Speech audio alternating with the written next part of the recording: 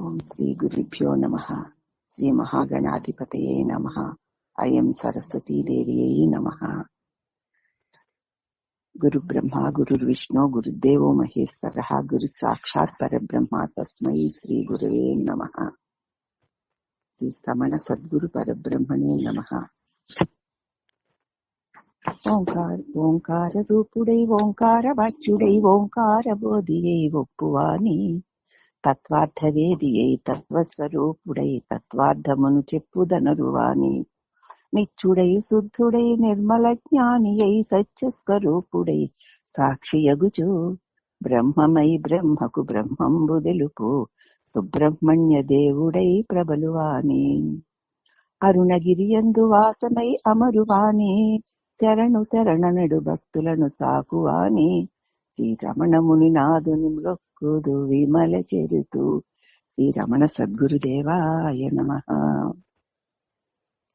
ప్రియ ఆత్మబంధువులందరికీ నమస్కరిస్తూ ఈరోజు గురు ఉపదేశ రత్నమాల అనేటువంటి గ్రంథము, దీన్ని తమిళంలో శ్రీ మురుగనాథ్ గారు గురువాచక కోవై అని తమిళంలో ఒక పద్యాలతో ఈ రత్నమాలని రచించారనమాట. ఆ పద్యాలనే సాధు, ఆయన శిష్యుడు ఆయన ఎవరు, మురుగనార్ గారి శిష్యుడు సాధు ఓం గారు. ఆయనేమో ఆ పద్యాలని తమిళంలోనే వచనంగా చేశారు. ఆ వచనాన్ని మనకి తాడిమేటి సత్యనారాయణ గారు తెలుగులో అనువదించి మనకు ప్రసాదించిన గ్రంథం ఇది. దీన్ని గురు ఉపదేశ రత్నమాల అంటే అది పద్యాలతో ఉన్నదానిని తెలుగు చేసి చక్కగా మనం వచనపూర్వకంగా చదువుకోవడానికి వీలుగా ఇవ్వబడింది అనమాట. ఇది శ్రీ రమణాశ్రమం వారి ప్రచురణ. ఈ పుస్తకం ఫస్ట్ ఎప్పుడు అంటే 2003లో ప్రచురితమైంది, 1000 ప్రతులు. తర్వాత 2008లో, తర్వాత 2013లో, మళ్ళీ కొత్తగా ఇప్పుడు 2022లో ఈ బుక్స్ 1000 చొప్పున ప్రచురితమయ్యాయి. ఆ బుక్స్ ని మనకి రమణాశ్రమం వాళ్ళు పబ్లిష్ చేసి అందిస్తున్నారనమాట. దాని గురించి ఇక్కడ చెప్తున్నారు. ప్రకాశకులకు ఒక మాట. రమణాశ్రమం ప్రెసిడెంట్ గారు ఒక మాట, తన తొలి మాటగా చెప్తున్నారు. ఓం నమో భగవతే శ్రీరమణాయ. భగవాన్ శ్రీ రమణ మహర్షి అనుగ్రహానికి పాత్రులైన వారిలో మహాకవి మురుగనారు ఒకరు. మహర్షి ఉపదేశ సారముని, ఉన్నది నలువదిని మనకి అనుగ్రహించడానికి కారకులు శ్రీ మురుగనారు గారే. భగవాన్ ఉపదేశాలు ఈ 2 రచనల్లోనూ నిక్షిప్తమై ఉన్నాయి. ఉపదేశ సారంలోనూ, ఉన్నది నలువదిలోను. అవి భావగర్భితంగా కూడా ఉంటాయి. చక్కటి భావాన్ని, చిన్న చిన్న మాటలైతే ఉంటాయి కానీ దాని లోపల గొప్ప భావం నింపబడి ఉంటుంది. భక్తులకి, సాధకులకి ఆ వాక్యాలకి సంబంధించిన వివరాలు శ్రీ భగవానే సందర్భానికి అనుసారంగా చక్కగా అనుగ్రహించారు. ఆ వివరాల ఆధారంగా మురుగనారు భగవాన్ ఉపదేశాన్ని తమిళ పద్యాలుగా రాశారు. ఈ ఉన్నది నలువదిలోను, ఉపదేశాలలోనూ భగవాన్ చెప్పిన వాటిని అప్పుడప్పుడు మళ్ళీ భగవాన్ వివరిస్తూ ఉండగా, ఒక్కొక్కరికి ఒక్కొక్క రకంగా వివరిస్తూ ఉండగా, వాటినన్నిటినీ కూడా సందర్భానుసారంగా భగవాన్ చెప్తుంటే మళ్ళీ ఆ వివరాలన్నిటినీ కూడా భగవాన్ ఉపదేశాన్ని తమిళ పద్యాలుగా రాశారు. రాసిన పద్యాలు ఎప్పటికప్పుడు శ్రీ భగవాన్కి నివేదించేవారు.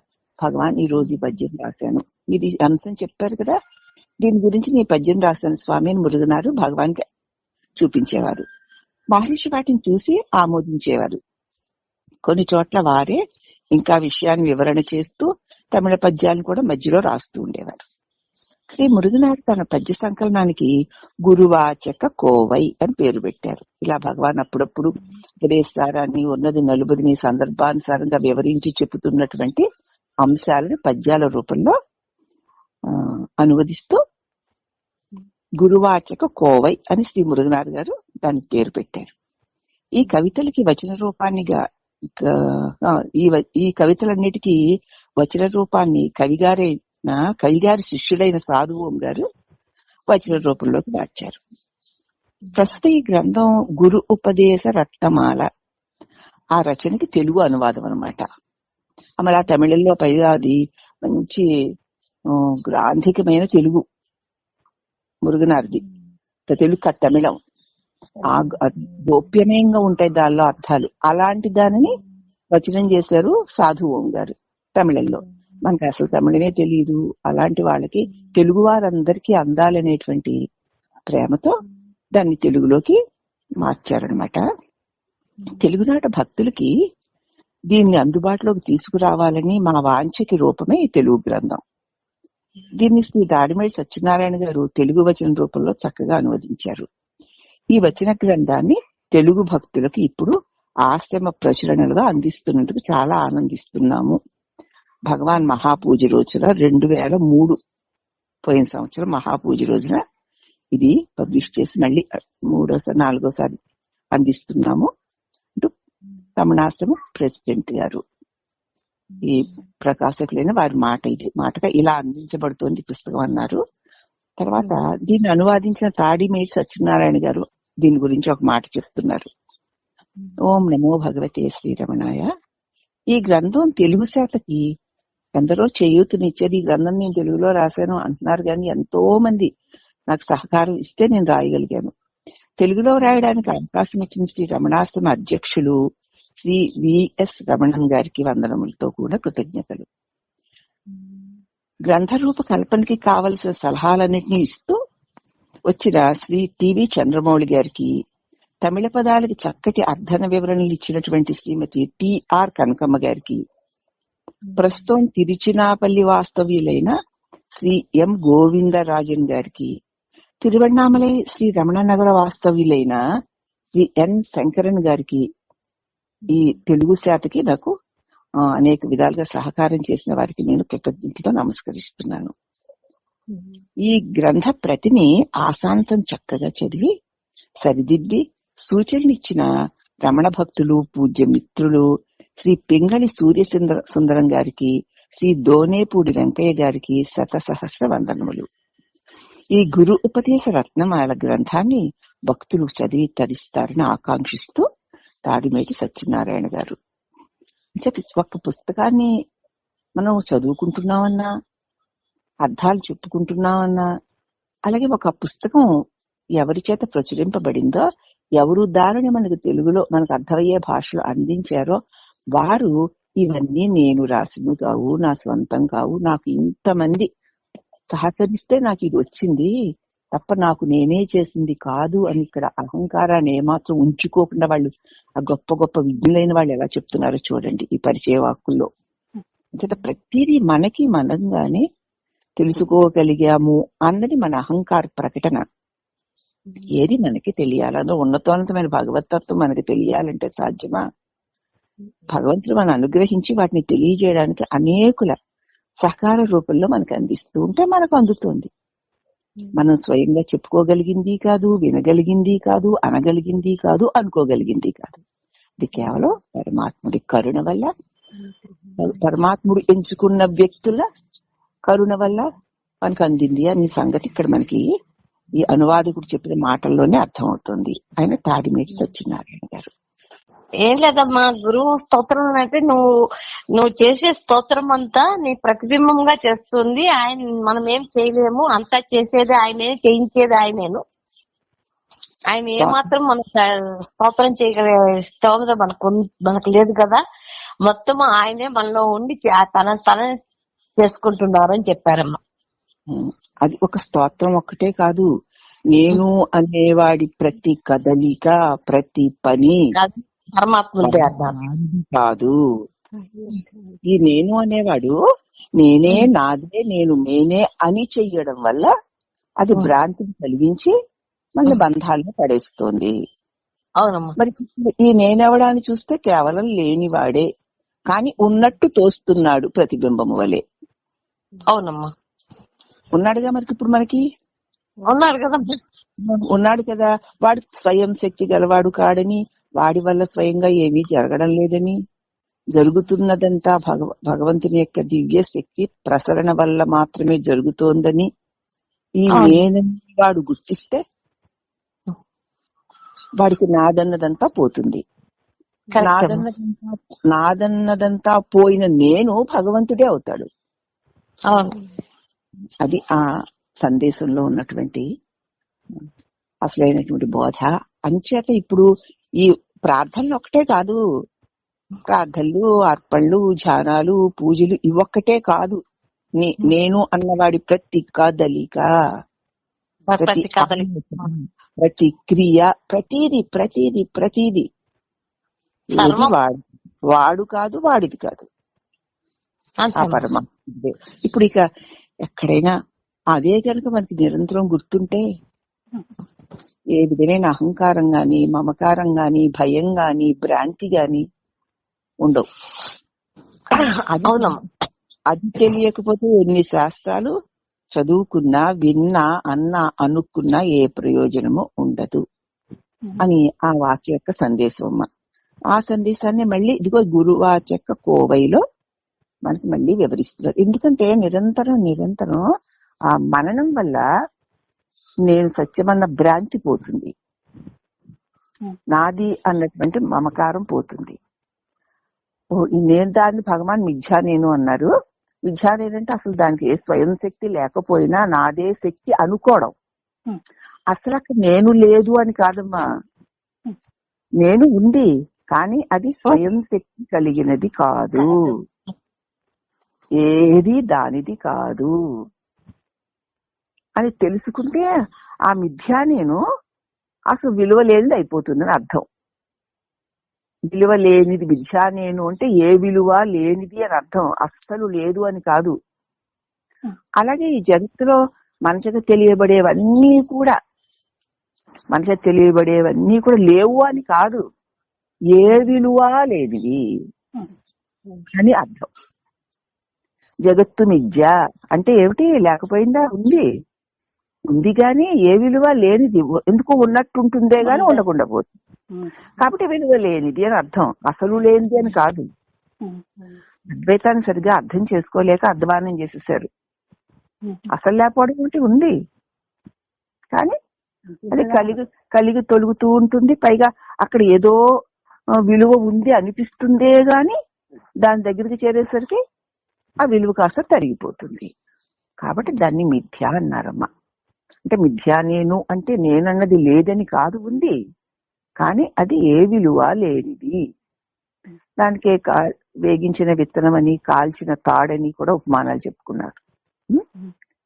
దాన్నే మనకి ఈ గురువాచక కోవై తెలియచేస్తుందని అనిపిస్తోంది. మరి చూద్దాం. ఈ గురువాచక కోవైకి ముందుగా శ్రీ దోనేపూడి వెంకయ్య గారు ఒక గేయాన్ని రచించారు. ఆ గేయాన్ని ఒకసారి, అన్నిటికీ ఒకే వరుస, ఏ వరుస అయినా ఏంటి అర్థమైతే చాలు కదా, మరి పాటలు రావు. ఉన్నాడయ్యా రమణుడున్నాడయ్యా, కన్నులకు కన్నుగా ఉన్నాడయ్యా, ఉన్నాడయ్యా రమణుడున్నాడయ్యా, కన్నులకు కన్నుగా ఉన్నాడయ్యా, మన్ను మిన్ను ఏకముగా ఉన్నాడయ్యా, అన్నియు తానై ఉన్నాడయ్యా, ఉన్నాడయ్యా రమణుడున్నాడయ్యా, కన్నులకు కన్నుగా ఉన్నాడయ్యా. గురువాచక కోవైని కూర్చను మురుగనారుడు, రమణోపనిషత్తుగా అన్నారయ్యా, దాన్ని రమణోపనిషత్తుగా అన్నారయ్యా. నిరత అధ్యయనమునకు అన్నారయ్యా, పరతత్వ సాధనకు అన్నారయ్యా, నిరత అధ్యయనమునకు అన్నారయ్యా, పరతత్వ సాధనకు అన్నారయ్యా, ఉన్నాడయ్యా రమణుడున్నాడయ్యా, కన్నులకు కన్నుగా ఉన్నాడయ్యా. మురుగనారుడు రమణ భక్తాగ్రగణి సుకవి, గురువాచక కోవైని కన్నాడయ్యా, మురుగనారుడు రమణ భక్తాగ్రణి సుకవి, గురువాచక కోవైని కన్నాడయ్యా, గురుముఖత వినిర్గతము అన్నాడయ్యా, పరసుధా మధుధార అన్నాడయ్యా, పరసుధా మధుధార అన్నాడయ్యా, పరగముచ్చ పురుచిర సరులనై విరిసరుల సిరులనై వరలనని అన్నాడయ్యా, పరమ పద వివరణాలు అన్నాడయ్యా, గురువాచక కోవైలో అన్నాడయ్యా. ఉన్నాడయ్యా రమణుడున్నాడయ్యా, కన్నులకు కన్నుగా ఉన్నాడయ్యా, మిన్నులకు మన్ను మిన్నేకముగా ఉన్నాడయ్యా, అన్నియు తానై ఉన్నాడయ్యా అంటూ చక్కగా దోనేపూడి వెంకయ్య గారు ఈ గేయాన్ని రాశారు. ఇప్పుడు ఈ వాణి గారు పాడుతున్నారు. అయితే ఏమన్నాడు, గురువాచక కోవైని కూర్చేట మురుగునారు ఇచ్చి రమణ ఉపనిషత్తు అని పేరెట్టేట దానికి. ఎందుకయ్యా అంటే నిరత అధ్యయనానికి అదే సాధనమయ్యా అన్నాడట. పరతత్వాన్ని పొందాలంటే కదా దీన్ని సాధనంగా చేసుకోవయ్యా అన్నాడట. ఎవరు? మురుగనారుడు, రమణ భక్త అగ్రగణి సుకవి గురువాచక కోవైని కన్నాడట. భగవంతుడు చెబుతుంటే గురు వచనాలలో ఉన్నటువంటి అమృతపు ధారని ఆయన కన్నాడంటే కనుగొన్నాడు. కానీ ఏం చేశాడు? గురుముఖత వినిగ్రత మన్నాడయ్య. ఇక్కడ చెప్పింది కాదు, గురు ముఖంలో నుంచి స్రవించిన అమృతపు ధార అన్నాడు. అది ఎట్టిదట? పరగపు ముత్యపు రుచిర సరులనై, చక్క ముత్యాలు రత్నాలు అన్నిటినీ దండలుగా గుచ్చినట్లు ఈ గురువచనాలు అనేటువంటి విరుల సరులను సిరులుగా దండగా గుచ్చాడయ్యా. పరమపద వివరణాలు ఇవియే అన్నాడు. పరమపదాన్ని పొందాలంటే ఇగో ఈ ఒక్కొక్క ఈ ముత్యము వివరణలు ఇస్తున్నాయి అన్నారు. అదే గురువాచక కోవైలో అన్నారయ్యా. మనమందరము విందామయ్యా. శ్రీ దోనేపూడి వెంకయ్య గారికి కూడా నమస్కరిస్తూ హరి ఓం. ఓం నమో భగవతే శ్రీరమణాయ. పరమార్థ దీపము అను గురు ఉపదేశ రత్నమాల వచన రూపంలో మనకి ఇవ్వబడుతోంది. ఇక్కడ మొదటి 2 శ్లోకాలు 2 పద్యాలు గురు ప్రార్థన అన్నమాట. ఆ పద్యాలను మరి మనకి ఇప్పుడు ఈ దోనేపూడి వెంకయ్య గారు తెలుగు చేశారు కదా. దోనేపూడి వెంకయ్య గారేనా? అనువాదకుడు అనమాట, తాడిమేటి సత్యనారాయణ గారు. ఆయన తెలుగు వచనం చేసి గురు ప్రార్థన 2 పద్యాలు. అది వచనంలో అహంకార మమకారాలనే మోహం నుంచి మమ్మల్ని రక్షించి మోక్ష లక్ష్యం నెరవేరక నిరాశ నిస్పృహలకు లోను కాకుండా గురు ఉపదేశ రత్నమాల అనే ఈ పరమార్థ దీపాన్ని భక్తుల మనసులను వికసింపచేస్తోంది, ఆత్మస్వరూపాన్ని ప్రకాశింపచేస్తోంది. ఈ శరీరమే నేను అని ఎంచి దుఃఖించిన నన్ను మలమయమైన ఈ జడరూపమును నేను కాదని గ్రహించేలాగా చేసి జ్ఞానాన్ని బోధించే గురు రూపంలో వచ్చి కరుణతో అనుగ్రహించిన మౌన గురువగు శ్రీరమణుల పాదద్వయాన్ని నా శిరస్సుపై ధరిస్తున్నాను అని గురు ఉపదేశ రత్నమాల చెప్పుకోవడానికి ముందుగా గురు ప్రార్థన ఈ 2 పద్యాల్లోనూ చేశారు. అహంకార మమకారాలతో పడి మోహంలో పడి దీని నుంచి బయటపడలేకుండా మమ్మల్ని రక్షింపజేయడానికి ఈ గురుపదేశ రత్నమాల రూపంలో మాకు అందించావా గురుదేవా. ఈ శరీరమే నేను ఇంతకాలం అనుకున్నాను, మలమయమైన జడ రూపం నువ్వు కాదురా నాయన అని చక్కగా మాకు అర్థాన్ని చెప్పి మమ్ము కరుణతో మా స్వరూపాన్ని మాకు తెలియపరుస్తూ మౌనముగా ఉన్నటువంటి శ్రీరమణ దేవుల పాదద్వయాన్ని నా శిరస్సు మీద నేను ధరిస్తున్నాను.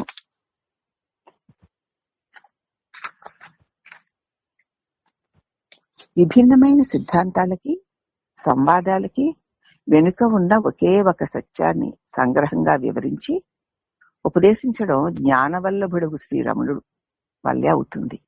వేరువేరు సిద్ధాంతాలు లోకంలో ఎన్ని సిద్ధాంతాలు ఉన్నాయో ఆ సిద్ధాంతాలకి అనేక సంవాదాలు కూడా ఉన్నాయి. అన్ని సిద్ధాంతాలకి అన్ని సంవాదాలకి వెనుక ఒకే ఒక సత్యం. ఎలాగ ఏ సిద్ధాంతాలు రాద్ధాంతాలు సంవాదాలు కాకుండా వాటన్నిటికీ ఆధారంగా ఉన్న ఒకే ఒక సత్యాన్ని చక్కగా సంగ్రహంగా వివరించి ఉపదేశించు జ్ఞానవల్లభుడు శ్రీరమణుడు. అటువంటి శ్రీ సద్గురు పాదాలకు నా శిరస్సును ధరిస్తున్నాను. అని నమస్కరించుకుంటూ అసలు ఈ గ్రంథం యొక్క నామం ఎలా వచ్చింది, జ్ఞానస్వరూపమైన ఈ పరమార్థ దీపాన్ని సద్వస్తువు అంటే ఏమిటో తెలియని అజ్ఞాని వెలిగించింది కాదు ఇది. అసలు సద్వస్తువు అంటే ఏమిటో నాకేం తెలుసు అంటున్నాడు ఈయన గురువునారు. మూలం ఆయనే కదా. జ్ఞానస్వరూపమైన పరమార్థ దీపాన్ని సద్వస్తు అంటే ఏమిటో తెలియని ఈ అజ్ఞాని వెలిగించింది కాదు. ఇప్పుడు ఈ చెప్తున్న బోధంతా ఈ అజ్ఞాని చెప్తున్నాడు అనుకుంటున్నారేమో, కాదు. నన్ను అనుగ్రహించి శ్రీ రమణ భగవానుని జ్ఞానంతో ప్రజ్వలింపచేసిన దీపం ఇది. రమణ భగవానుడు అనుగ్రహించి తన జ్ఞానాన్ని నాయందు ప్రజ్వలింప చేస్తే రాయబడింది ఇది. పరమాత్మ స్వరూపుడు అనుగ్రహమూర్తి అయిన శ్రీ రమణ తమ భక్తుల అజ్ఞానాన్ని తొలగడానికి ఉపదేశించినటువంటి బోధనలో నా బుద్ధికి అందిన కొన్నింటిని హృదయంలో పదిలపరిచి రాబో పద్యాల్లో మీకు చెప్తాను. ఎన్నో చెప్పారు భగవాను, కానీ భక్తుల అజ్ఞానం తొలగడానికి ఆయా సందర్భాల్లో అనేక విధాలుగా బోధించిన వాటిల్లో నా బుద్ధికి అందిన వాటిలో కొన్నిటిని నా హృదయంలో దాచుకున్నాను. దాన్ని రేపు రాబోయే పద్యాల్లో చెబుతాను. ఇక్కడ వచనాలు అని గ్రహించాలి. పద్యాలంటే వచనం కదా మనం వింటున్నాము. తర్వాత ఏ అద్వైత జ్ఞానానుభవ సిద్ధిలో సదా సంస్థితమై ఉంటూ శ్రీ రమణ సద్గురువు నన్ను తనలో ఐక్యం చేసుకున్నారో, ఆ ఐక్య స్థితిలో నేను ఆ సద్గురువుతో ఉంటూ అనుభవపూర్వకంగా తెలుసుకున్న పరమార్థ తత్వాలు ఏ అద్వైత జ్ఞానం సదా సంస్థితుడే ఉన్నాడో, భగవంతుడు తాను తప్ప అన్య వస్తువు లేదు అని తన స్థితిలో తాను సంస్థితుడై ఉంటూ శ్రీ రమణ సద్గురుదేవుడు తన్ను ఆశ్రయించి నన్ను తనలో ఐక్యం చేసుకున్నాడు. అలా ఐక్యం చేసుకున్న స్థితిలో నేను ఆ సద్గురువుతో కూడా కలిసే ఉండడం, అప్పుడు నాకు కలిగిన అనుభవాన్ని, నేను తెలుసుకున్న ఈ పరమార్థ తత్వాలని కొన్నిటిని చెప్తాను. ఈ శరీరమే నేను అని విజృంభించిన ఈ అహంభావము నశించినట్ల నన్ను తీర్చిదిద్దిన శ్రీ రమణ గురు అనుగ్రహంతో నేను తెలుసుకున్న పరమార్థాన్ని తమిళ కవితల మాలగా కడతాను అంటున్నారు మురుగనాథ్ గారు. ఇంతకాలంగా ఈ శరీరమే నేను, ఈ శరీరమే నేను అహంకారంతో విజృంభించి చేసినటువంటి ఈ అహంకారం యొక్క విభ్రమ నశించిపోయేలాగున నన్ను తీర్చిదిద్దాడు నా గురుదేవుడు. శ్రీ రమణ గురు అనుగ్రహంతో నేను ఏం తెలుసుకున్నానో ఆ తెలుసుకున్న పరమార్థాన్ని అలాగున అహంకారాన్ని నశింప చేసుకోవాలనుకునే ఆశ్రితులందరికీ ఆ పరమార్థాన్ని తమిళ కవితల మాలగా కడుతున్నాను. మీరందరూ దాన్ని ఆస్వాదించి నా వలనే తరించండి అని అర్థం. అంటూ అది ఈ గ్రంథానికి ఈ గురువచన ఓవై గురూపరత్న మాల అన్న పేరు అలా వచ్చింది. ఇక ఈ గ్రంథ పఠనం చేస్తే, ఈ గ్రంథాన్ని చదివితే వింటే వచ్చే ఫలితం ఏమిటో చెప్తున్నాడు. నిరంతరం తాను తప్ప అన్యము కాని పరమాత్మ స్వరూపంగా వెలుగుందటం వల్ల దాన్ని పొందడమనే క్రియ అంటూ ఏదీ నిజంగా లేదు.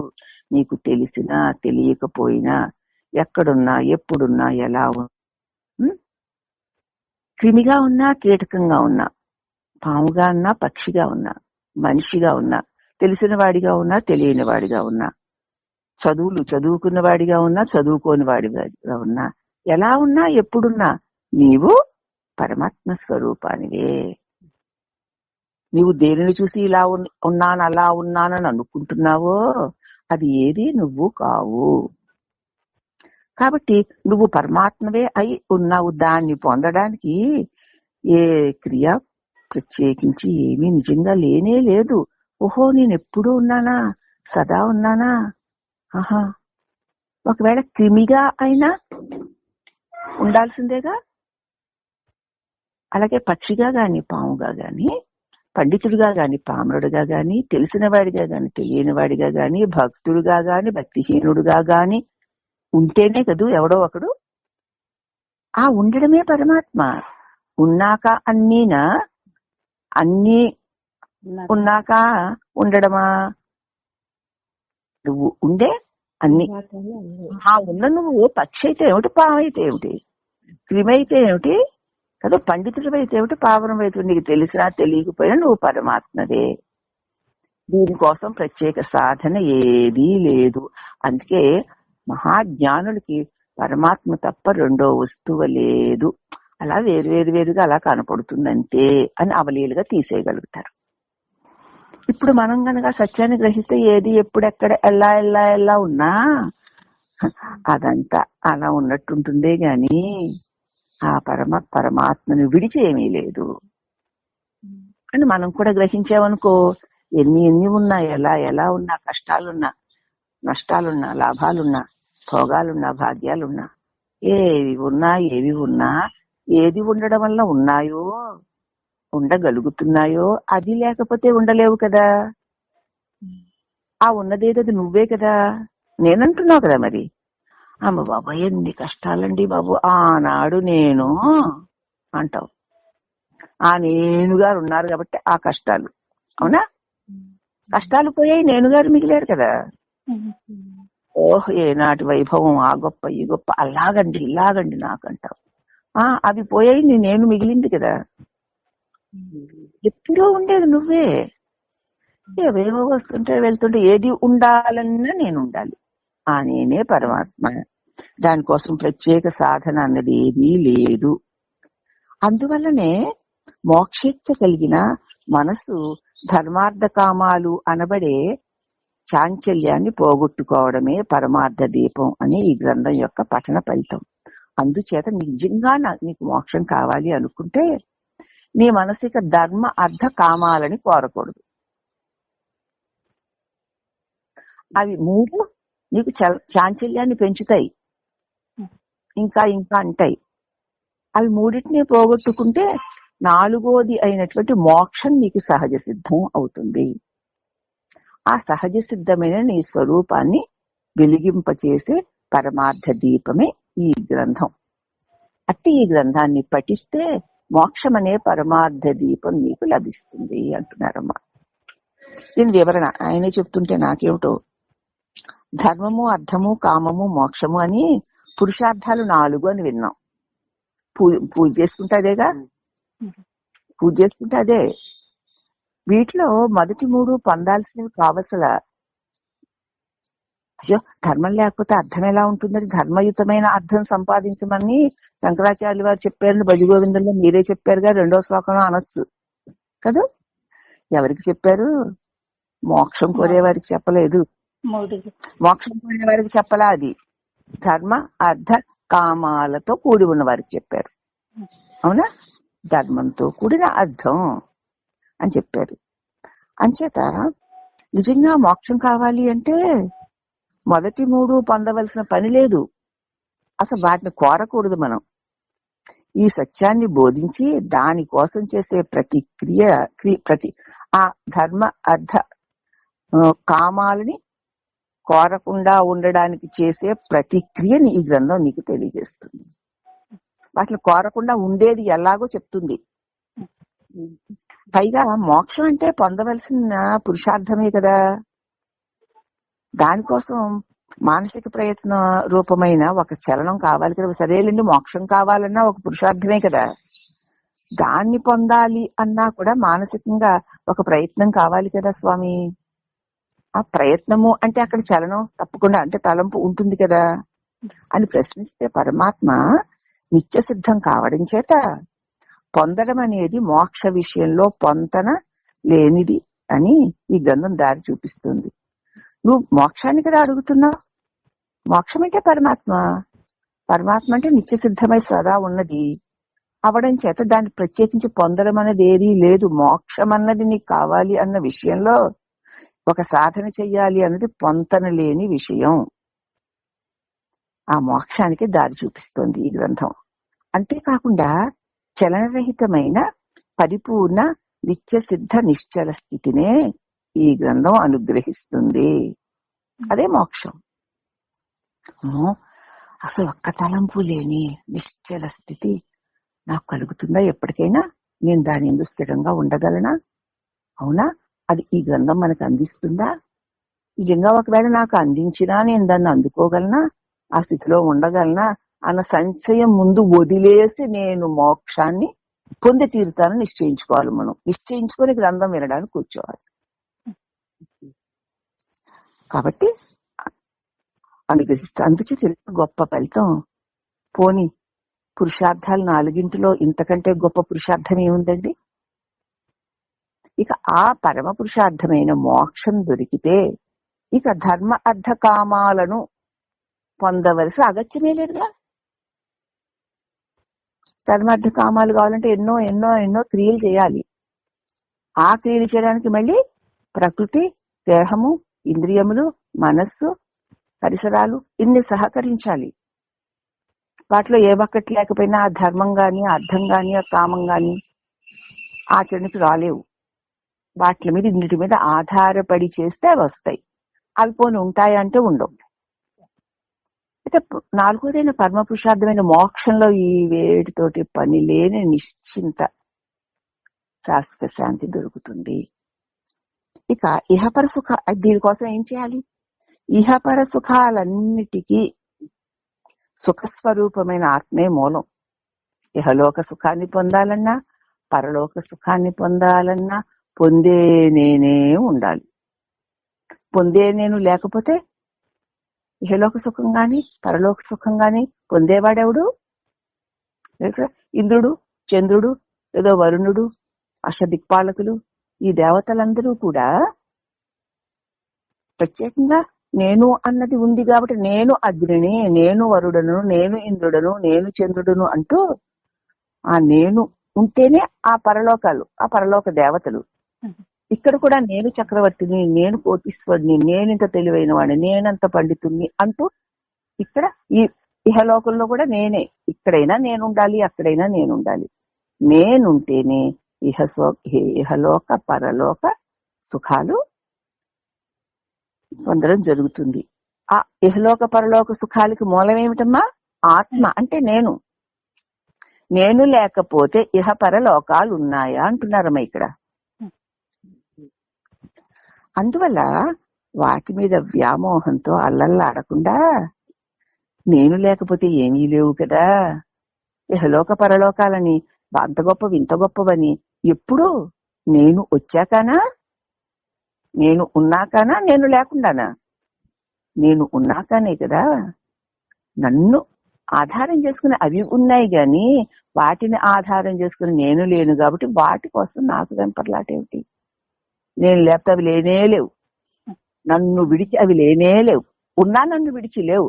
కాబట్టి నేనే ఇహ పరలోక సమస్త భోగాలకి మూలం. నేను అంటే ఆత్మ.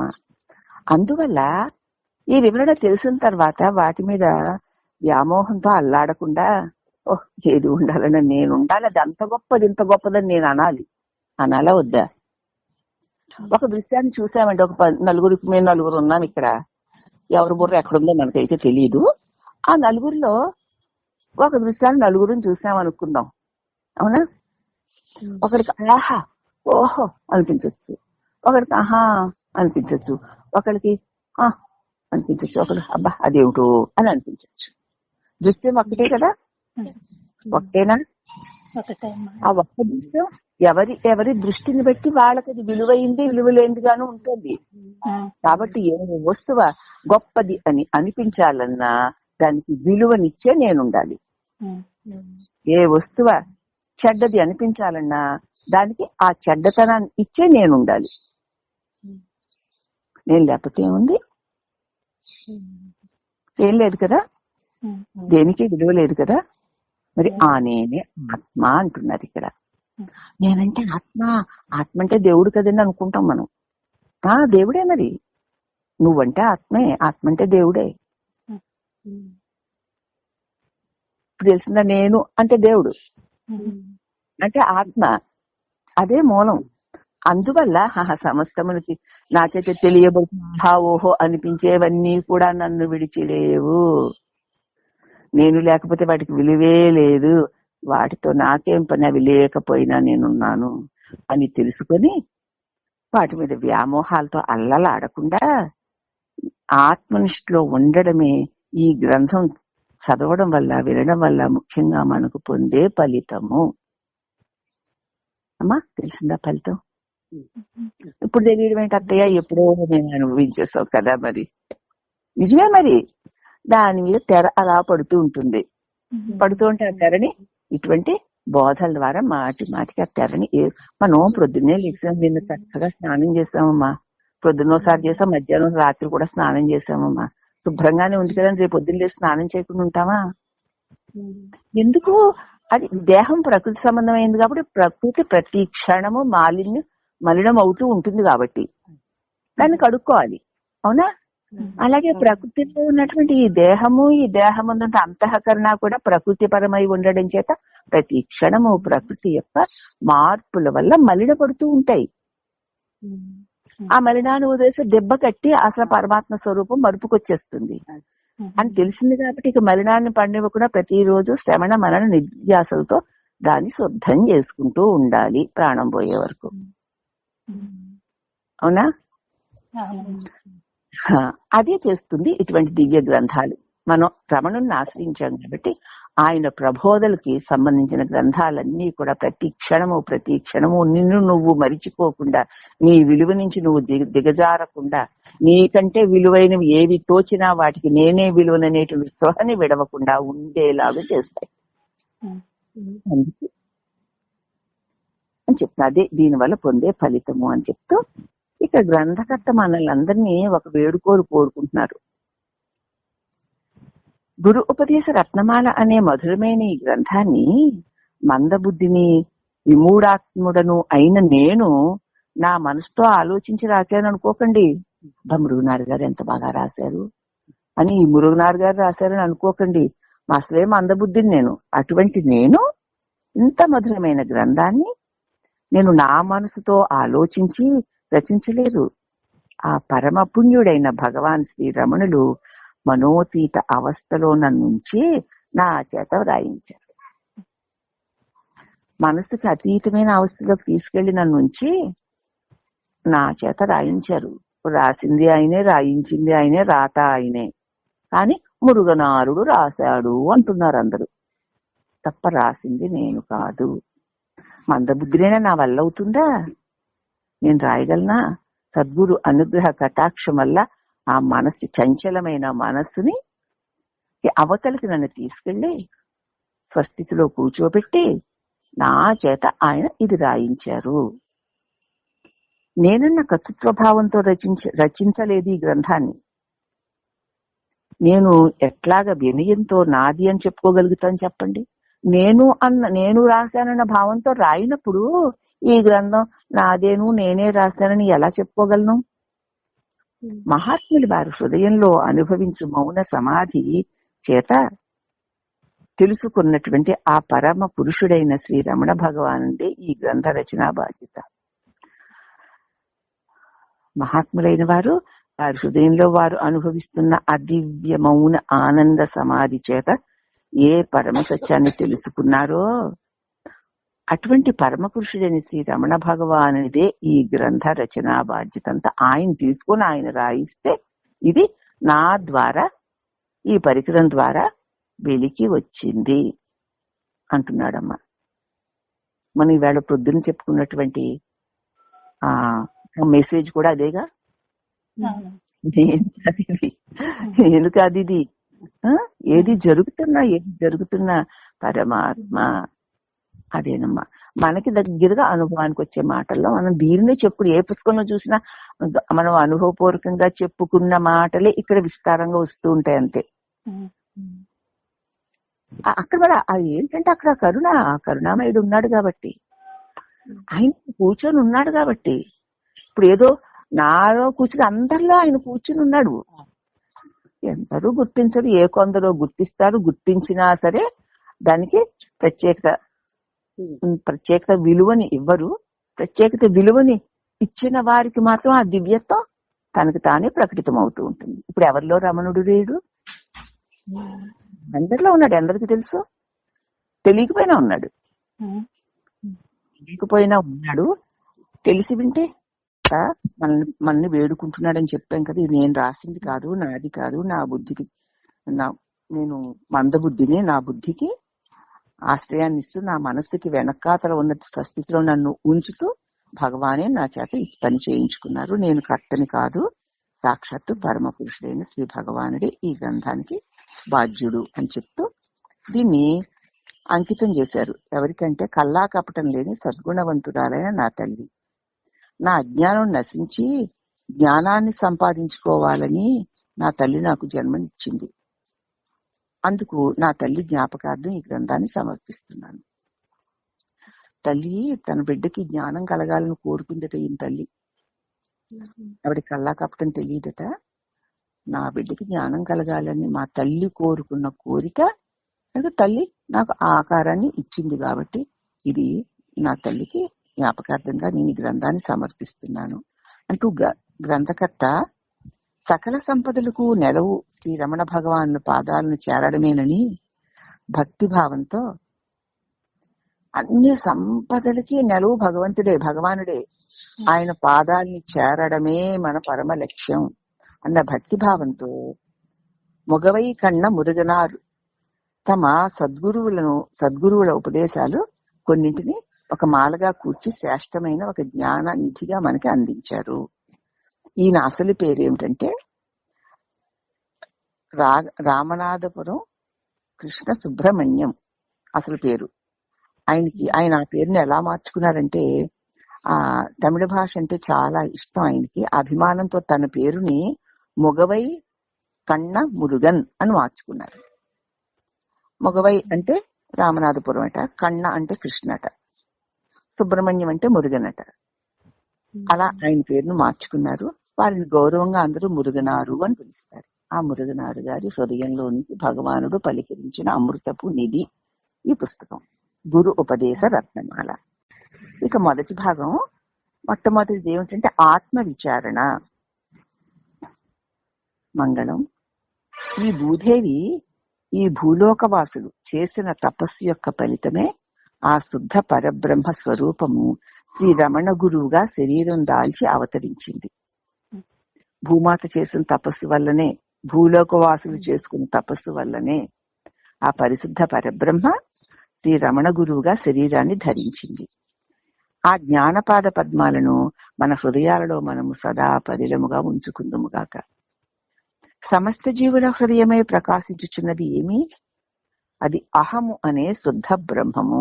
ప్రతి ప్రాణిలోనూ నేను నేను నేను అని ప్రకాశిస్తున్న పరబ్రహ్మము పరిశుద్ధమైనది. అదే అజ్ఞానులు మోహాన్ని నాశనం చేస్తున్నటువంటి జ్ఞాన గ్రంథమైన ఈ గురూపదేశ రత్నమాలకు అనుగ్రహాన్ని ఇస్తుంది. అజ్ఞానులైన మనందరి మోహాన్ని నాశనం చేస్తూ ఉన్నటువంటి జ్ఞాన గ్రంథమైన గురూపదేశ రత్నమాలకి అనుగ్రహాన్ని ఇస్తున్నది. అదే మనకి మంగళాన్ని చేకూరుస్తుంది. ఏది? అహం అహం అని స్ఫురిస్తున్న శుద్ధ పరబ్రహ్మము అజ్ఞానమైన మన మోహాన్ని హరింపచేస్తూ ఈ జ్ఞాన గ్రంథాన్ని గురూపదేశంగా అందిస్తోంది. మన నిజస్వరూప అనుభవం పూర్ణ మౌనంగా గోచరిస్తుంది. నిజంగా గనక మనం చూస్తే మన నిజస్వరూపం శుద్ధ మౌనమే. కొంచెం దాని రుచి, దాని అనుభవం కలిగిన శుద్ధ మౌనం ఎంత బాగుంటుందో క్షణకాలమైన మనం అనుభవించగలం.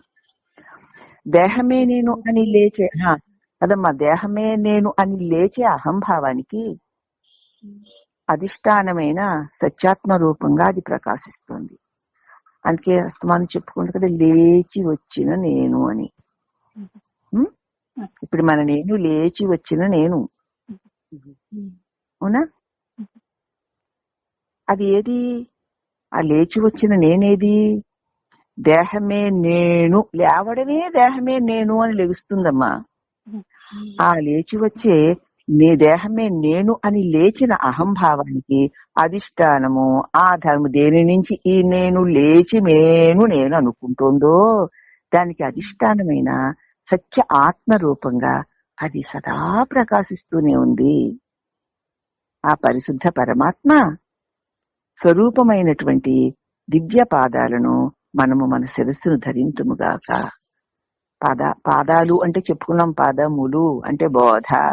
సదా సదా మన శిరస్సులో ఆ పరమ గురుడైన పరమాత్ముడు తెలియచేసినటువంటి బోధ నేను అంటే నేను కాదు, నేను పరమ ప్రకాశాన్ని అని సదా సదా ఆ బోధ మన శిరస్సులు మనము ధరింతుముగాక.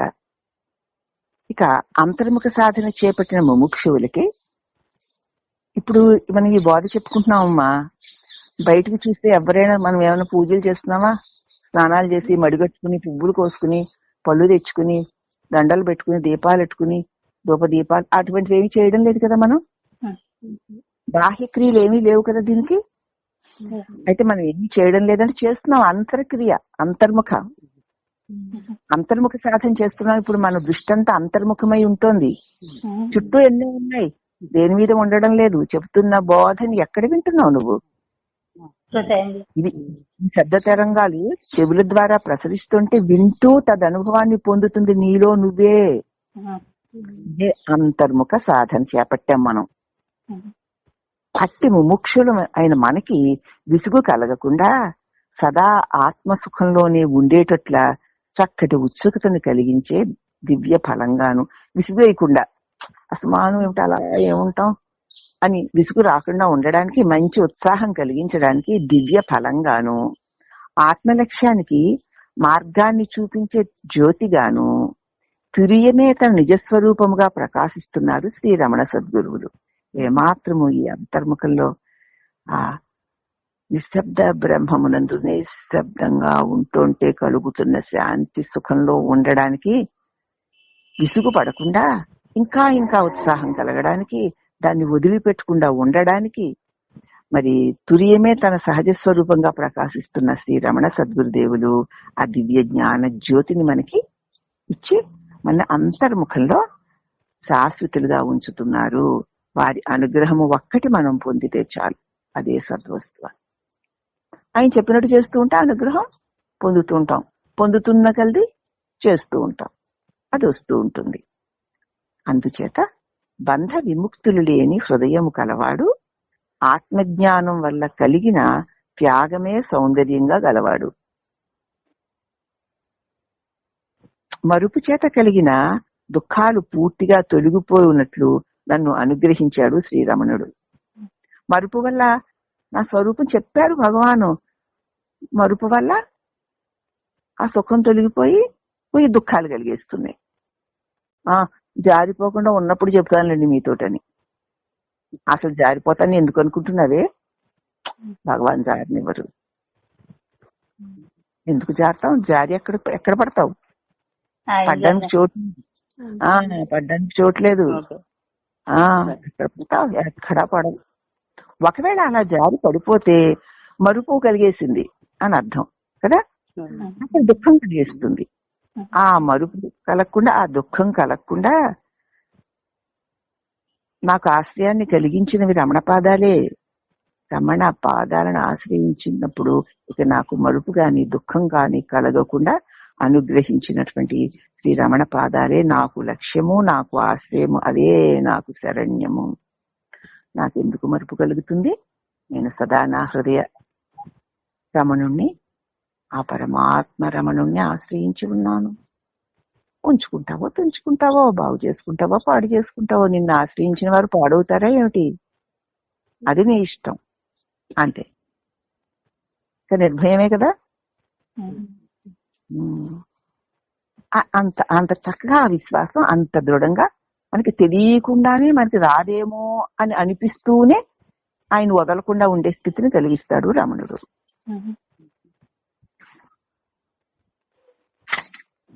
ఇక జగత్స్వరూపము, ఆత్మస్వరూపము అంటే ఏమిటో, ఆత్మ విచారణ అంటే ఏమిటో చెప్పి ఇప్పుడు జగత్స్వరూపము అంటే ఏమిటో చెప్తున్నారు. కారణమైన చైతన్యమే కార్యరూపమైన జగత్తుగా కనపడుతోంది మనకి. ఈ జగత్తు కనిపిస్తోందంటే దీని కారణకర్త ఒకడున్నాడు అని అనుకుంటా కదా. ఏదైనా ఒక వస్తువు కనిపిస్తే దీన్ని ఎవరు చేశారండి అని అడుగుతాం కదా. ఏదో ఒక వంటకం ఎవరు వండారండి అంటాం, అవునా? అలాగే ఒక వస్తువు, ఏ కంపెనీ ఎవరు తయారు చేశారంటాం. అంటే ఒక కారణకర్త ఉన్నాడు కదా చేసిన వాడు. అటువంటి కారణ రూపం ఏమిటి? ఈ విశ్వం ఉండడానికి కారణం ఏమిటి? చైతన్యము అంటే శక్తి, అంటే జ్ఞానము, అంటే ప్రకాశము అని పేర్లు దానికి. కాబట్టి కారణమైన చైతన్యమే ఇదిగో ఈ కార్యరూపమైన జగత్తుగా మనకు కనపడుతోంది. ఈ జగత్తుగా కనపడుతున్న ఈ జగత్తంతా దీనికి కారణమైన ఆ మహాప్రకాశమే. ఆ మహాప్రకాశ కారణంగానే మనకి తెలియబడుతున్న ఈ జగత్తంతా భాషిస్తోంది. ఈ జగత్తుని శాస్త్రాలు నామరూపాలుగా వర్ణిస్తున్నాయి. ఈ జగత్తునే అనేక నామాలు రూపాలు పెట్టి ఈ రూపానికి ఈ నామం, ఈ రూపానికి ఈ నామం అని ఆ జగత్తునే ఆ కారణకర్త అయిన పరమాత్మ వల్ల ఉండగలుగుతున్న జగత్తుకే శాస్త్రాలు అనేక నామరూపాలు పెట్టి వర్ణించాయి. ఈ ప్రపంచానికి మూల కారణమైన చైతన్యమే హస్త అమలకం వలె సత్యం. అన్నిటికంటే ఎన్ని నామరూపాలు ఎన్ని విధాలుగా కనిపిస్తూ ఉన్నను ఇలాగ అనేక రకరకాలుగా కనిపిస్తున్నటువంటి ఈ జగత్తుకి మూల కారణం ఆ చైతన్యమే. ఆ మహాశక్తే లేకపోతే, ఆ మహాప్రకాశమే లేకపోతే నానా రకాల రూపాలుగా భాషిస్తున్నటువంటి ఈ జగత్తుకి ఉనికే లేదు. అది ఈ సత్యం తెలిస్తే అరిచేతిలో ఉన్న ఉసిరిక వలె ఆ పరమసత్యం మన బుద్ధికి అందుతుంది. కాబట్టి ఈ జగత్తు కూడా ఆ చిన్మయ సత్యమే అని నువ్వంటావు. మరి దీని నిండా కూడా అదే ఉంది కదా. అది లేకుండా ఏదీ లేదు కదా. ఏది ఉన్నా అదే కదా. మరి ఇది అది ఏముంది? అదే ఇది, ఇదే అది. జగత్తుగా ఉన్నది ఆ చైతన్యమే, చైతన్యంగా ఉన్నది ఆ జగత్తే అని అంటాడట భగవాను. దీన్నే వివరణ. శాస్త్రాలు ఈ ప్రపంచాన్ని నామరూపాలుగా వర్ణిస్తున్నాయి. ఈ నామరూపాలు రెండు ఆ కారణ బ్రహ్మ యొక్క కార్యాలే అని చెప్పవచ్చు. ఈ నామరూపాలు రెండు ఎక్కడి నుంచి వచ్చి? ఆ కారణమైన బ్రహ్మమే నామరూపాలుగా భాషిస్తోంది. బంగారమే ఆభరణంగా భాషిస్తున్నట్లు, నీరే అలగా భాషిస్తున్నట్లు ఆ కారణ బ్రహ్మమే నామరూపాలుగా భాషిస్తోంది. కాబట్టి ఈ రెండు కారణ బ్రహ్మ యొక్క కార్యాలే అని చెప్పొచ్చు. అంటే సత్, చిత్, ఆనందము, నామము, రూపము అనే బ్రహ్మము యొక్క 5 అంశాలలో మొదటి 3 సత్యం యొక్క అంశాలు, సచ్చిత్తానందాలు. నామరూపాలు మిథ్యా అంశాలు. మిథ్యా అంశాలంటే అసలు లేవని కాదు, అలా ఉంటూ ఉంటాయి, ఉండకుండా పోతూ ఉంటాయి. దేనివల్ల? ఆ సద్వస్తువు ఉండడం వల్లనే ఉన్నట్టు కనపడుతూ ఉండడం, ఉండకుండా పోతూ ఉండడం. అవునా? ఆ సద్వస్తువు ఉంది, అది ప్రకాశిస్తుంది చిత్తుగా. దాని సన్నిధానంలోనే అనేక నామరూపాలు ఉన్నట్టుంటూ ఉండకుండా పోతూ ఉంటాయి. కాబట్టి ఈ నామరూపాలు మరి మిథ్యా అంశాలని, సచ్చిదానందం స్వప్రకాశమై తనకు తానే ఉన్నదని. అయితే నామరూపాలు ప్రపంచం అలా కాదుగా, దానికి అదే లేదుగా. ఈ చిత్, ఈ జ్ఞానం, ఈ చైతన్యం, ఈ ప్రకాశం, ఈ తెలివి లేకపోతే జగత్తు లేదుగా. నామరూపాలమైన ఈ జగత్తు దానికి అదే స్వయంగా ఉందా? మరి లేదు. సచ్చిదానందం అధిష్టానం యొక్క ఉనికి వల్ల అవి ఇవన్నీ నామరూపాలు ఉన్నట్టు మనకు కనపడుతున్నాయి. నేను లేకపోతే ఉన్నట్టు కనపడేవేవి ఉండగలవా? ఉండలేదు. ఒకరి నీడ మరొకరిని సూచించక అతన్నే సూచిస్తుంది కదా. నీ నీడ నిన్నే సూచిస్తుందా, ఇంకొక లెవెల్లో నీకు తెలియజేస్తుందా? ఒకరి నీడ మరొకరిని సూచించక అతన్నే సూచించినా నీడ మాత్రం అతడు కాదుగా.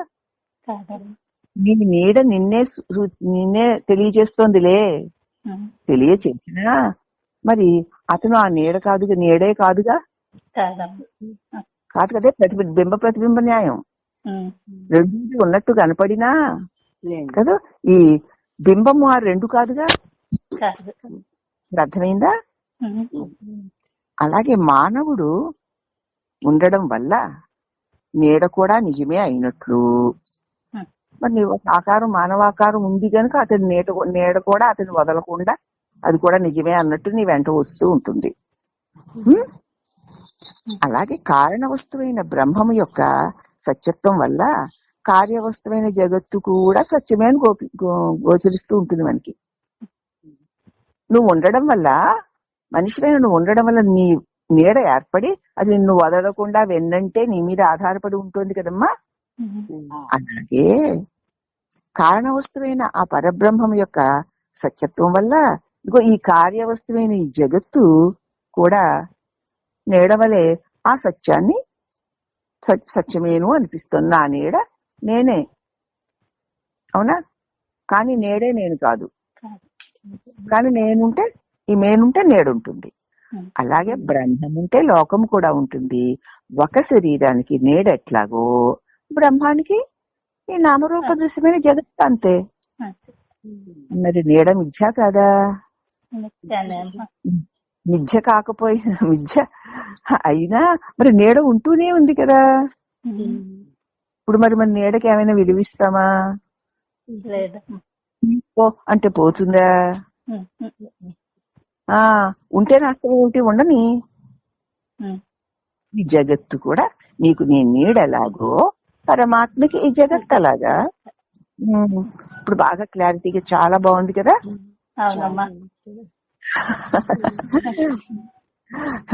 ఆకలి వేస్తున్నప్పుడు కడుపు నిండా అన్నం తింటే ఎలా ఉంటుందో ఈ మొక్కలు చెప్పుకుంటుంది. అలాగే ఉంటుందమ్మా. కడుపు నిండిపోయినట్టుంది. ఇంకా స్పష్టంగా చక్కగా. అందుకే శ్రవణం అమ్మా, అందుకే శ్రవణం. దివ్య గ్రంథాలు ఎందుకు మనల్ని ఉద్ధరించడానికి. అందుచేత ఈ బెంగ నన్ను పట్టుకుని ఇగో ఈ పుస్తకం తీయించింది మా అందరికి. అందరూ ఎవరెవరికి అందాలో మరి ఆయన తెలుసు కదా. మానవుడు ఉండడం వల్ల నీడ కూడా నిజముగా ఉన్నట్లు కారణ వస్తువైన బ్రహ్మం యొక్క సత్యం వల్ల కార్యవస్తువైన జగత్తు కూడా సత్యముగానే గోచరిస్తుంది. కనుక నామరూపాలని చూసి పుచ్చితే ప్రపంచ సత్యాంశ కాబట్టి ప్రపంచము సత్యం అనిపిస్తుంది. సత్యం యొక్క అంశయే కదా. ఈ ప్రపంచము సత్యమే.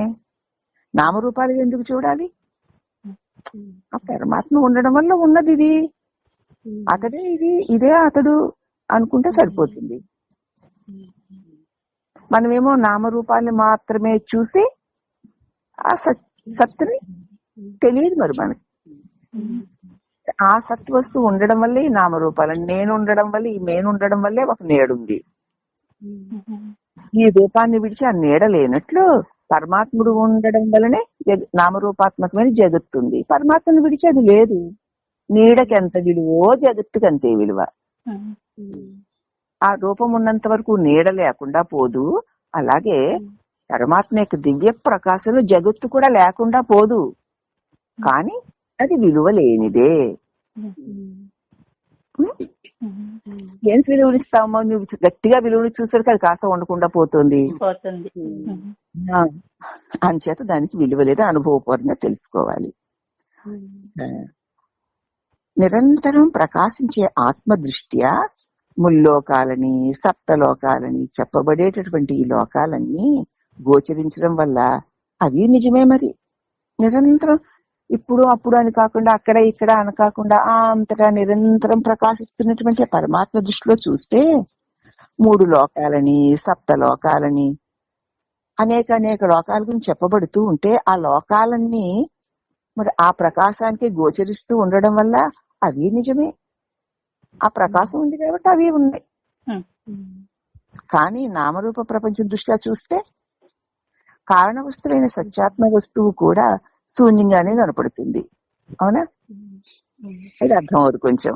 ఏంటంటే కానీ నామరూప ప్రపంచం దృష్ట్యా గనక నువ్వు చూస్తే నీకు నామరూపాలతో కూడా ప్రపంచమే కనిపిస్తుంది తప్ప ఆధారమైన సత్యాత్మ నీకు గోచరించదు. గోచరించకపోవడమే శూన్యం, తెలియకపోవడం అనమాట. అవునా? నామరూపాలని చూస్తే నువ్వు చూస్తూ ఆ వాటినే చూస్తూ ఉన్నామంటే దానికి ఆధారమైన సత్యాత్మ గోచరించదు. ఇది అది ఒకేసారి గోచరించాలి వారు మనకు. ఇప్పుడు నిరంతరం ప్రకాశించే ఆత్మ దృష్ట్యా చూస్తే ముల్లోకాలు ఏదో సప్తలోకాలు అవన్నీ కూడా గోచరిస్తూనే ఉంటాయి. నిరంతరం ప్రకాశించే ఆత్మ దృష్టిలో చూస్తే ఆ దివ్య ప్రకాశంలోనే ఏ లోకాలైనా దానిలోనే ఉన్నట్లు మనకి తెలుస్తుంది. అప్పుడు దానిలో ఉన్న అవన్నీ అదే కాబట్టి ఉండని, ఆ ప్రకాశం ఉంటే అవన్నీ ఉంటాయి, అవి దాన్ని విడిచి లేవు అనిపిస్తుంది. కానీ మనం నామరూపాలను మాత్రమే చూస్తే దానికి కారణమైన సత్యాత్మ నీకు శూన్యం అయిపోతుంది, కనపడుతుంది. తాను చూసే జగత్తు నిజమని ఆనందిస్తారు అజ్ఞానులు. ఈ జగత్తు నిజమని, దేనిలో భోగభాగ్యాలు, ఐశ్వర్యాలు, అందాలు, చందాలు, అవి ఇవన్నీ అవన్నీ సత్యాలు అనుకుని వాటిని చూసి వాటిని విని వాటిని తలుచుకుని మురిసిపోతూ ఉంటారు అజ్ఞానులు. ఈ ప్రపంచం ఈశ్వరుని సమిష్టి అని శాస్త్రాలు చెప్పవలసి వచ్చింది. అందుకే అలాగే చూసి నిత్యమైన ఆనందిస్తూ అదే సత్యాలు అనుకుంటూ శాశ్వతాలు అనుకుంటూ ఆనందిస్తూ ఉంటారు అజ్ఞానులు. అటువంటి అజ్ఞానులకి ఈ ప్రపంచం ఈశ్వరుని సృష్టి అని శాస్త్రాలు చెప్పవలసి వచ్చాయి. ఈ ప్రపంచం అంతా నీది కాదు నాయనా, ఈ నామరూపాలతో ఇదంతా పరమాత్మ యొక్క సృష్టి, ఆయన ఇష్టం, ఆయన ఉంచాలంటే ఉంచుకుంటాడు, తుంచాలంటే తుంచుకుంటాడు, నీ చేతుల్లో ఉన్నది కాదది, నీ ఆధీనంలో ఉన్నది కాదది. కాసేపు అలా బాగున్నట్టు తర్వాత బాగోలేకుండా పోతూ ఉంటుంది, ఎంతో బాగోలేకుండా ఉంది, ఒకసారి బాగున్నట్టు అయిపోతూ ఉంటుంది. ఎందుకంటే అది నీ వల్ల ఉండగలిగింది కాదు, ఈశ్వరుడు సృష్టి కాబట్టి ఆయన ఆధీనంలో ఆయన ఆజ్ఞానుసారం అలా అలా అలా ఉంటుంది అని శాస్త్రాలు చెప్పాయి. ఇప్పుడు పోని జగత్తు ఉంది అనుకున్నా అది ఈశ్వరాధానం ఆధీనము ఈశ్వరుడిది అనుకునేకి దాని మీద నీకెందుకు ఆశలు ఉంటాయి? అసలు వాడు ఎవరికో కోటీశ్వరుడు అండి, వాడుకుంటే ఉండుగాక 10 సార్లు చెప్పుకుంటా 11 సార్లు చెప్పుకుంటావు వాడు గొప్పల్ని. వాడు గొప్పల వల్ల వాడుకున్నది నీకు కొంచెమన్నా వస్తుందా ఏమిటి? రాదుగా. అంచేత ఈ జగత్తు నాది, ఇంత గొప్పది అంత గొప్పది మురిసేవలే, కానీ అది నీది, అది నీ ఆధీనంలో లేదు. ఈశ్వరుడు కాబట్టి ఆయన ఆధీనంలో ఉండి ఆయన ఎలా మారిస్తే అలా పోతూ ఉంటుంది అని గుర్తుపెట్టుకుంటే దాని మీద మనకేమిటి ఆశలు ఉంటాయి? ఉండవు. అయితే బంధహేతువు మోసపూరితమైన దృశ్యమాన జగత్తు అజ్ఞానుడికి బంధహేతు అయిపోతుంది, మోసపూరితం అయిపోతుంది. ఆహా అదే సత్యం నిత్యం అనుకుంటే దాన్ని బట్టుకు వేలాడుతుంటారుగా. మరి అదే జగత్తు జ్ఞానుడికి మాత్రం మనస్కల్పితం, ఎలా అనుకుంటే అలా కనిపిస్తోంది, అనుకునే నేనే తెలియబడే ఆ దృశ్యానికి ఆధారం అని దాన్ని ఒక దృశ్యంగా మాత్రమే చూస్తాడు ఆయన జ్ఞాని. అనుకునే నేను లేకపోతే అనుకోబడే వస్తువు లేదు కదమ్మా. అనేక సార్లు చెప్పుకోండి, నా వెనకాల ఒక పెద్ద పాము ఉంటే ఉండవచ్చు, అది నాకు తెలియదు పాము ఉందని నేను అనుకోను, హాయిగా ఉన్నానుగా. దాన్ని అక్కడెక్కడో 7 ఆమడల దూరంలో ఉన్నవాళ్ళు ఆ పాముని చూసి అయ్యి బాబు అక్కడ గదగదలు ఆడిపోతే దగ్గరికి వచ్చిపోయింది దాన్ని కొడదామని కూడా అనుకోరు, వాళ్ళు ఎక్కడ చచ్చిపోతారు అని. కానీ ఇక్కడ నిశ్చింతగా దిమ్మలా కూర్చున్నాను నేను, అవునా? అనుకోవడం వల్ల. అనుకోకపోతే దానికి భగవాన్ కూడా అన్నారు, సరే పాము కుట్టి చచ్చిపోయే ప్రారంభం ఈ శరీరం మంది ఉంటే నువ్వు పరీక్షిత్ మహారాజు గారు 7 ఇరుకుల్లో నువ్వు దాక్కున్నా అది చిన్న క్రిమి రూపంలో వచ్చి కుట్టేస్తుంది. అలాని పాము కాలిమ్మని కాదు గాని ఊరికే తెలుసుకుని అదేదో చేసేస్తుందని హంగామా పడిపోకుండా తెలిస్తే ఉంది, తెలియకపోతే లేదు. ఈ దేహపు విధిలో ఏది ఉందో దాన్ని ఎవరు తప్పించలేరని 2 ముక్కలు గుర్తు పెట్టుకుంటే దేహం పట్ల కూడా ఏ భయభ్రాంతులు ఉండవు మనకి. అప్పుడే కదా నిశ్చింతగా ఉండగలుగుతాం. వరకు దేహం పట్ల ఉన్న భయభ్రాంతులే కదా, ఈ దేహం నేనన్నటువంటి అజ్ఞాన భావన వల్ల దేహం పట్ల మనకి భయభ్రాంతులే మనల్ని మరి దేహాభిమానుల్ని చేసేస్తున్నాయి. ఈ సత్యం తెలుసుకుంటే అది ప్రాప్తంగా ఉంటే నువ్వు జాగ్రత్త పడి 7 ఇరుకుల్లో దాక్కున్నా వచ్చి పుడుతుంది. లేదు అని అలాగ భగవాన్ అలా కూర్చుంటే పాకేసిపోతూ ఉండేవి. అది కుట్టి చావాల్సి ఉంటే చావా ఏమిటి? అలా అని కాలు చేయి దానికి ఇమ్మని కాదు గాని మనం మన శరీర దృష్ట్యా కొన్ని జాగ్రత్తలు మనం తీసుకున్నా ఊరికే ఇది అది అని చెప్పుకుని వాటికి విలువో భయమో భ్రాంతో మనం కలిగించుకుంటున్నాం. అలాగే ఈ దేహం పట్ల కూడా ఒక విలువ, ఒక భయము, ఒక భ్రాంతి ఇది నేను అనుకోవడం వల్ల కలుగుతోంది. ఎందుకు అనుకోవడం? ఆ భ్రాంతికి ఎందుకు లోనవ్వడం? ఎందుకో ప్రారంభానికి వచ్చింది ఏది ఎలా అవ్వాలో అలా అవుతూ ఉంటుంది. కాబట్టి ఆ మహాశక్తి ఈశ్వరుడు, అది ఆయన నడుపుకుంటాడు. నీ చేత తెలియబడే నామరూపాలు, ఈ దేహం కూడా ఆ ప్రకృతిలో ఉంది కాబట్టి ఇది కూడా ఈశ్వరుడి సృష్టి, ఆయన ఇష్టం. ఇప్పుడు నిశ్చింతే కదా, మనకెందుకు భయం? ఇదనమాట ఇక్కడ చెప్పింది. ఇదంతా జ్ఞానులు మనః కల్పితారే, నేను నాది అనుకోవడం వల్ల అది గొప్పది, ఇది చెడ్డది అనుకోవడం వల్ల దాని ప్రభావాలు మనకు కలిగినట్లు కనపడుతున్నాయి కానీ వస్తాయిపోతాయి అని హాయిగా ఉంటారు జ్ఞానులు. ఇక ఇంద్రియ జ్ఞాన రూపంగా గోచరమవుతున్న ఈ అల్ప నామరూప జగదృశ్యాలన్నీ ఇంద్రియాలుగాను నామరూపాలుగాను, అల్పమైన ఈ నామరూప దృశ్యాలు అన్నీ ఆ సచ్చిదానంద ఆత్మస్వరూపంలో ఉద్భవించినట్లు గోచరించే మనోవ్యాపార మాత్రములేని గ్రహించు. ఈ ఇంద్రియాలలోంచి వెలువడిన జ్ఞానం వల్ల గోచరిస్తున్న ఈ అల్ప స్వల్పమైన నామరూపాలతో కూడిన జగదు దృశ్యమంతా ఆ సచ్చిదానంద పరమాత్మ ప్రకాశ స్వరూపములోనే కలిగి కాసేపు ఉండి తొలగిపోయే మనోవ్యాపారాలే. ఇదో ఒక ఆలోచన వచ్చింది, ఎంతసేపు ఉంటుందమ్మా? ఉన్నంతసేపు మంచిదైతే ఆహా ఓహోగాను, చెడ్డదైతే చిచ్చా చచ్చాగాను ఉంటుంది. మళ్ళీ ఉంటుందా మరి అది? నీటిలో లేచిన అలా ఎంతసేపు అలాగా ఉంటుంది? అలాగే మనలోనే ఒక ఆలోచనతోచి దాన్ని మంచి అన్న భావంతో ఉంటే ఏదో సంతోషంగాను, చెడ్డ అన్న భావంగాను, దుఃఖంగాను ఉండి మళ్ళీ తొలగిపోతుంది కదా. అందుచేత ఎవరిలో? నీలోనే. దృశ్యం బయట, అనుభవం లోపల, నీలోనే.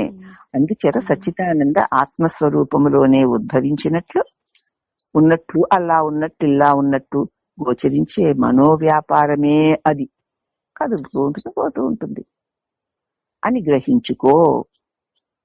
ఏమని? ఇంద్రియ జ్ఞాన రూపంగా నానా రకాల నామరూపాలతో అల్ప స్వల్ప అదే క్షణకాలం ఉండిపోయే నామరూపాలుగా ఉన్న ఈ జగదృశ్యాలన్నీ కూడా సచ్చిదానంద స్వరూపమైన దివ్య ప్రకాశంలోనే కలిగి ఒక తలంపులాగా కాసేపు ఉండి అవి తొలగిపోతున్నాయి. అవి జ్ఞానస్వరూపమైన నా చేతనే తెలియబడుతూ నాలోనే కలిగి నాలోనే తొలగిపోతున్నాయి అని తెలుసుకో. నిన్ను విడిచి అవి లేవు అని తెలుసుకో అని, తాను తప్ప అన్యమేది లేదు అని తెలుసుకున్న జ్ఞానుడు లేనటువంటి ఈ జగత్తుని సత్యమని ఎలా చెప్తారు? ఏది ఉన్నా నేనుండాలి, నేను లేకపోతే జగత్తే లేదు, అవునా? నన్ను విడిచి ఏదీ లేదు అని తెలుసుకున్న వాళ్ళు ఉండి లేనట్టు అంటే ఉండి అనకుండా పోయేటువంటి జగత్తు సత్యమని ఎలా చెప్తారు? చెప్పరు. ఎలా చెప్తారు? ఉందా మరి అంటే? అనుకుంటే ఉంటుంది, అనుకోకపోతే ఉండదు అన్నారుగా. మరి అది సత్యమని ఎలా చెప్తాం? ఏ అధికారంతో చెప్తాం?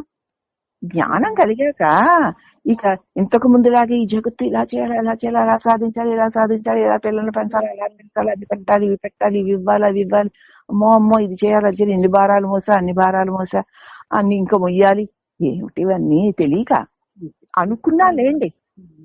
కానీ ఇప్పుడు తెలిసిందిగా ఇప్పుడు. ఏం మోసినా ఏం చేసినా అవి ఏమన్నా ఉన్నాయా? రేపు ఉంటాయా? నేను మాత్రం అలాగే ఉన్నా. నేను లేక అసలు లేనే లేవు. నేను అన్నదోటి లేచింది కాబట్టి ఇవన్నీ ఉన్నట్లు, నావని కొన్ని అనుకున్నాను కాబట్టి అవి నేను భరిస్తున్నట్లు అనుకోవడం వల్ల అనిపిస్తున్నాయి. నేనే లేకపోతే ఇవేవీ లేవుగా అని తెలుసుకున్న వాళ్ళు ఈ జగత్తు సత్యమని ఎట్లా చెప్తారు?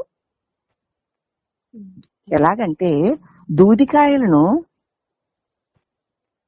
పండు అనుకుని దానికోసం వేచి ఉండు చిలుక వలె కనబడేది జగత్తు. ఓ చెట్టుకు దూదికాయలు కాసాయి, ఆ పండు ఎప్పుడు పండుతుందా? అది కొట్టి దానిలో ఉన్న ఆ జ్యూస్ తిందాం అనుకుంటుంది ఆ పక్షి.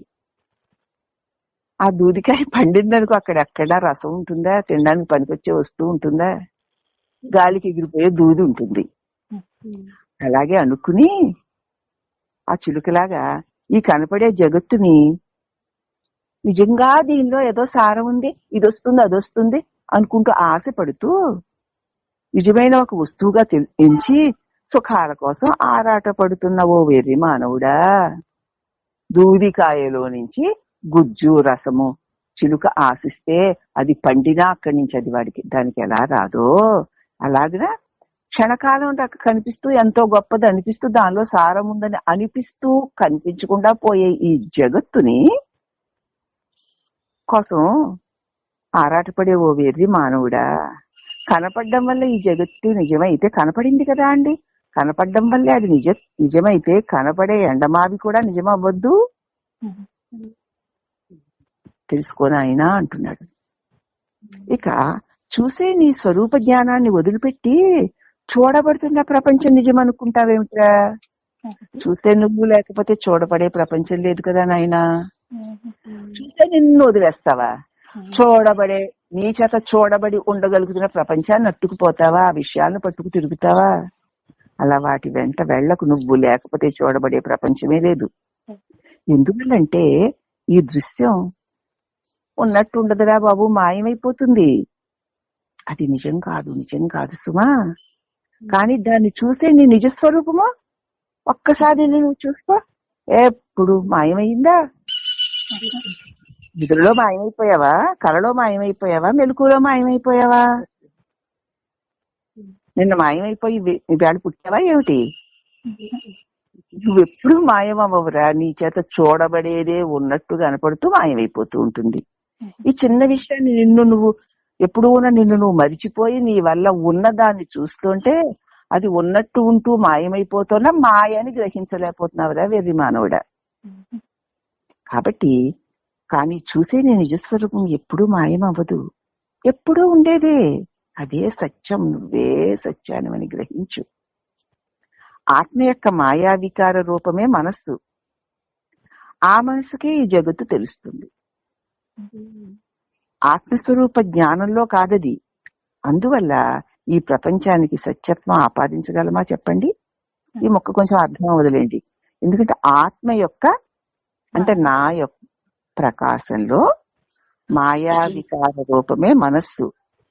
అది మాయా వికారం అంటే దానికదే ఉండలేకపోయినా నేనే ఉన్నానని భావించడం, అదే మాయా వికారం. ఇప్పుడు మనం అందరం అదేగా, అదే మనస్సు. అలాంటి మాయా అంటే దానికి తానే ఉండలేని దానిని తెలియక తానే ఉన్నాననుకునే మాయా వికార రూపమైన మనస్సుకే ఈ జగత్తంతా మార్పులు చెందే వికారాలతో కూడా జగత్తు తెలుస్తూ ఉంటుంది. నిజంగా నువ్వు ఈ నేనెవరా అని చూస్తే కలిగి తొలగేది కాక సదా ఉండున్నది నేను కదా అని నీకు తెలిసిన తర్వాత ఆ జ్ఞానంలో మాయా వికారాలేవి? దాని ఎందు వికారాలు చెందే జగత్తేది లేదుగా సత్య జ్ఞానంలో. అందువల్ల ఈ ప్రపంచానికి సత్యత్వాన్ని ఎలా ఆపాదిస్తామని చెప్పి ఆ అనుభవం కలిగాక దీని సత్యత్వాన్ని ఏ మాత్రమే ఎప్పుడైనా కలలోనైనా మనం ఒప్పుకోగలమా? కాదు కాదు కాదు ఇది సత్యం కాదని మాటిమాటికి తెలుసుకో. నువ్వే సత్యాన్ని మాటిమాటికి తెలుసుకో. ఏది వచ్చినా నేనే సత్యం, ఇదంతా కలిగి తొలిగేది, ఇది అసత్యం అని సదా ఉండు. నిద్ర అనే అజ్ఞాన అంధకారం ఆధారం అవ్వడం వల్లనే స్వప్నం వస్తుంది. నిద్రపోయిన తర్వాతే కదా స్వప్నం వస్తుంది. అలాగే తన స్వరూపాన్ని మరిచిపోయిన అజ్ఞాన అంధకారాన్ని ఆధారంగా చేసుకొని నేను అంటే నిరంతరం ఉండేటువంటి అఖండ ప్రకాశాన్ని అన్నదాన్ని మర్చిపోయి కదా నేను అన్న ఒక భావన వల్ల కలిగిన ఈ స్వల్పత్వమైన ఈ భావనే నేననుకున్న అజ్ఞాన అంధకారం వల్ల కనపడుతున్న ఈ తుచ్చమైన ప్రపంచాన్ని, కలవంటి ఈ ప్రపంచాన్ని చూసి భయపడకు. దట్టమైన అజ్ఞాన అంధకారంలో మునిగిన ఈ అసత్యపు ప్రపంచం సచ్చిదానందపు వెలుగులో అదృశ్యమైపోతుంది. ఎప్పుడైతే నేనంటే సదా ఉండు వాడను. కనీసం బుద్ధి గ్రహించినప్పటి నుంచి చూసినా నేనున్నాను.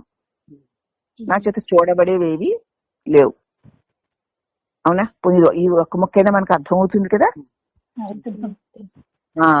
ఇవి ఉన్నట్టుంటాయి గాని ఉండవు, నేను ఎప్పుడూ ఉంటా. అలాగే ఏ సంఘటన వచ్చినా ఇది ఉన్నట్టుంటుంది కానీ ఉండదు, నేను ఎప్పుడు ఉంటా, నేను ఎప్పుడు ఉన్నా అని సదా సదా ఎవడైతే ఉంటాడో వాడికి ఇవి వచ్చిపోయేవి గాను, ఇవి అనిత్యాలు గాను అతి స్పష్టంగా ఉండగా తెలుసు. ఇంక తెలిసిపోయాక ఎండమావులో నీళ్లు ఉండవని తెలిసాక అక్కడికి ఎట్లా వెళ్ళమో వీటి ప్రలోభానికి ఏమాత్రము మనం భ్రమపడం. ఈ ప్రపంచాన్ని చూసి భయభ్రాంతులు చెందుతున్న ఈ సాధకులారా, భయభ్రాంతులు అంటే ఇది ఉండదేమో, ఇది పోతుందేమో, ఈ దేహం నేను చచ్చిపోతానేమో, లేదా నా ఆస్తి పోతుందేమో, నన్ను ఎవరు అగౌరవపరుస్తారేమో, నన్ను ఎవరు మెచ్చుకోరేమో, ఇవన్నీ దేని చూసి నీ అహంకారం దాని మోహాలను అంతటి చూసి వాటి కోసం ఎన్ని తప్పులైనా చేయిస్తుంది. ఓ ఈ సాధకులారా, ప్రపంచం అంటూ వేరే ఏమీ లేదు నాయనా. దీనికి భయపడడం ఎలాంటిదంటే రజ్జుని చూసి సర్పమని భయపడడం లాంటిదే. అసలు అది లేదురా, అది లేదు, ఉన్నట్టు అలా కనపడుతూ ఉంటుంది అంతే. ఉండకుండా పోవడాన్ని చూస్తున్నాం కదా, ఎప్పుడో మన తాత ఏరి, నాన్నమ్మ ఏరి, వీరేరి, వారేరి, వారందరూ ఇప్పుడు లేరు కదా. అలాగే ఎంతమంది వచ్చారో మన జీవితంలోకి, ఎంతమంది వెళ్ళారో మన జీవితంలోకి, అలాగే ఎన్ని కష్టాలో మన జీవితంలోకి, ఎన్ని సుఖాలో మన జీవితంలోకి, ఏవది ఇప్పుడు ఏవో వస్తున్నాయి, నిజం అనిపిస్తున్నాయి, వెళ్ళిపోతున్నాయి కదా. నేను అలాగే ఉన్నాను కదా. ఇంక ఇది సత్యమని భ్రమించడం, ఈ అనుభవం వల్ల ఇది సత్యం అన్నటువంటి భ్రమను విడిచిపెట్టండి. దీనికి భయపడడం తాడిని చూసి భయమని, పాముని భయపడడం లాంటిది అని తెలుసుకోండి.